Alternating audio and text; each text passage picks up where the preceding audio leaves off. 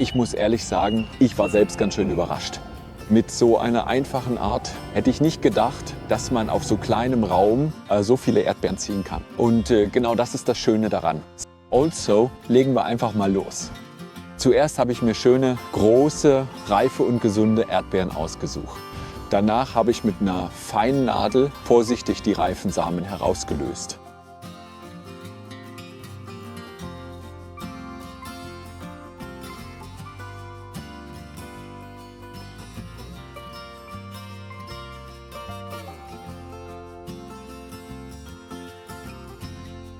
Die kleinen Samen habe ich dann in eine kleine Schale gegeben.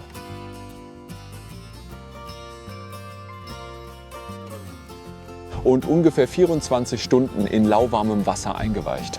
So können sie sich gut mit Feuchtigkeit vollziehen und später leichter keimen.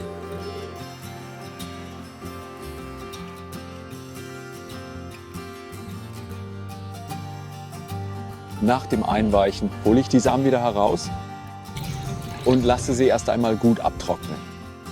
Kleine Plastikbecher hatte ich schon vorbereitet. Unten habe ich Löcher hineingemacht, damit überschüssiges Wasser gut ablaufen kann und die Pflanzen nicht nass stehen.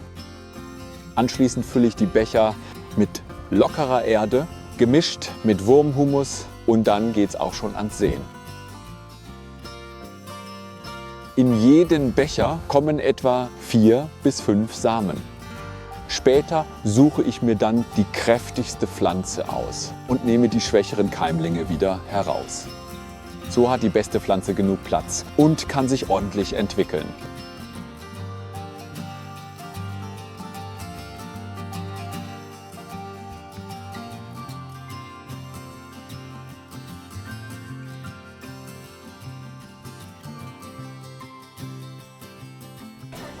Nach dem Aussehen gieße ich vorsichtig ein wenig Wasser an, gerade so viel, dass das Substrat schön feucht bleibt. Und dann heißt es Geduld haben. Nach einiger Zeit zeigen sich die ersten kleinen grünen Spitzen.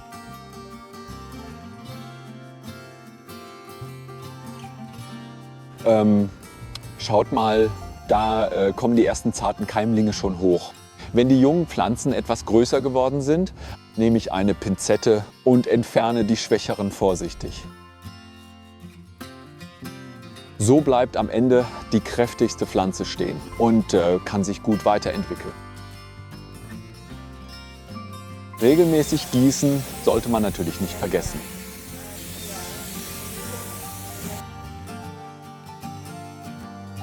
Und nun schaut euch das an. Was anfangs noch ganz klein war, ist inzwischen schon deutlich kräftiger geworden. Jetzt sind die jungen Pflanzen bereit für ihr neues Zuhause.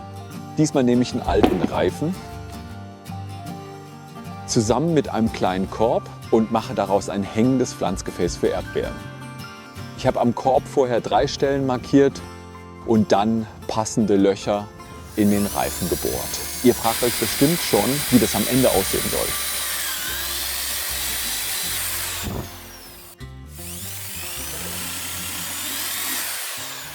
Ich nehme 3 kurze Seile und knote jeweils ein Ende fest zusammen.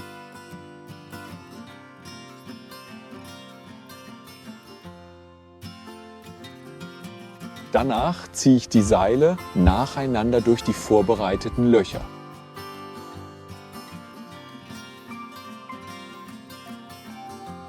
Das mache ich mit allen 3 Seilen und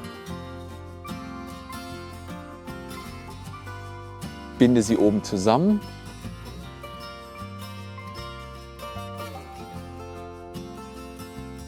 Und schon ist das einfache Hängegefäß fertig. Sieht doch ordentlich aus, ist praktisch und nimmt nicht viel Platz weg.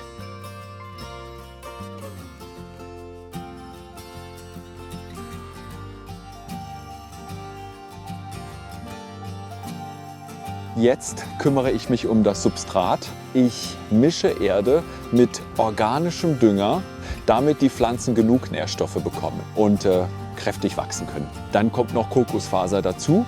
Die sorgt dafür, dass das Ganze schön locker bleibt, Feuchtigkeit besser hält und die Wurzeln sich gut entwickeln können.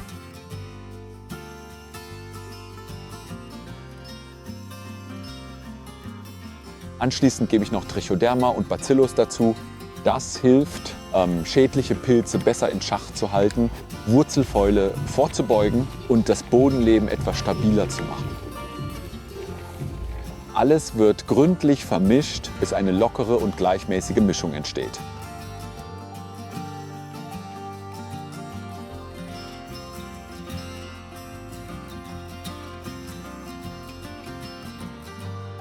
Sobald das Substrat fertig ist, fülle ich damit die Pflanzgefäße.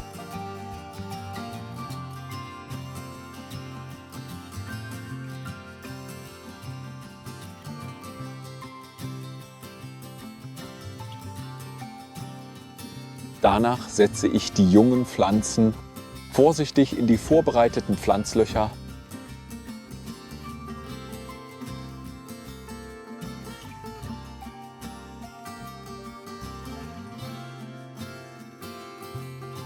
In jedes Gefäß setze ich 3 Pflanzen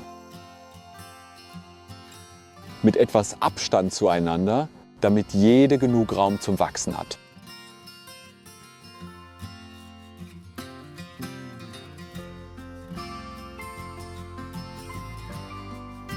Schaut euch einmal die Wurzeln an. Schön hell, kräftig und gesund. Genauso soll das sein. Nach dem Einpflanzen gieße ich alles gründlich an.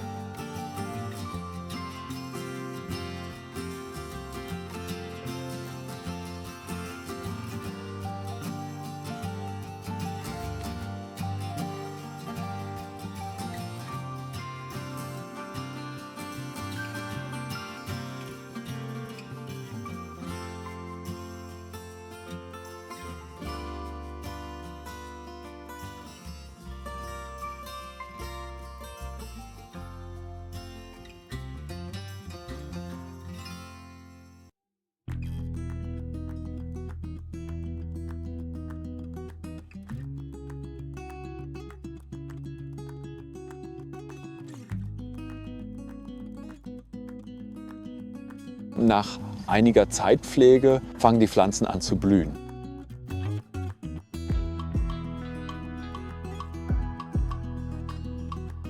Hier sieht man schon die ersten Blüten und dort drüben auch.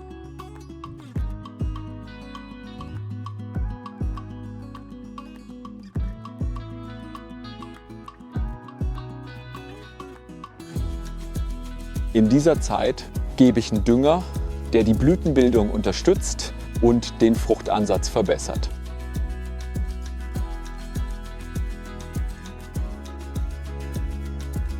Ich mische 2 Gramm auf 1 Liter Wasser. Das ist eine gute Menge, wenn man über die Blätter düngen möchte. Danach sprühe ich die Pflanzen vorsichtig und gleichmäßig ein.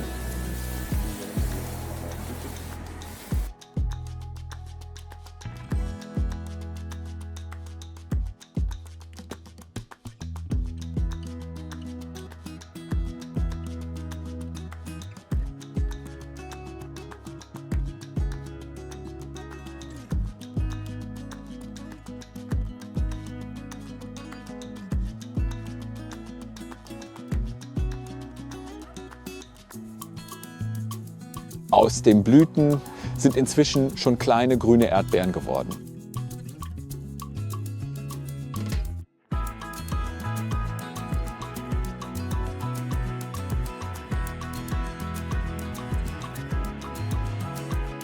Und schaut mal dort, die ersten Früchte färben sich schon rot.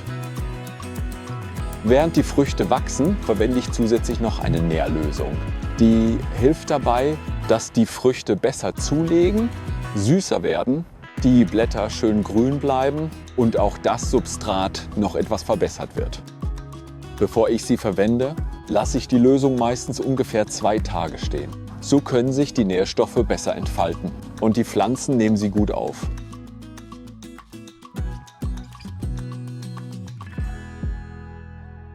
Wenn man es richtig macht, kann man die Wirkung wirklich gut sehen.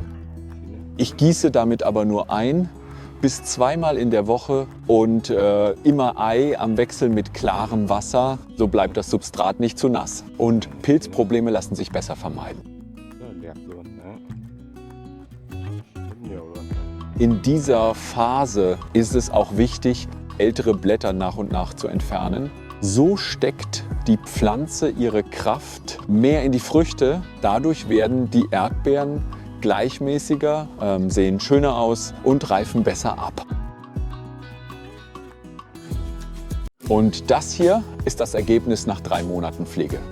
Die Erdbeeren sind schön groß, gleichmäßig, broll und herrlich rot. Genauso wünscht man sich das. Auch der Duft ist einfach wunderbar. Da bekommt man direkt Lust, mit der Ernte anzufangen. Ist das nicht ein schöner Anblick? Überall hängen Früchte und man sieht sofort, dass sich die Arbeit gelohnt hat. Und jetzt ernten wir gemeinsam diese schönen reifen Erdbeeren.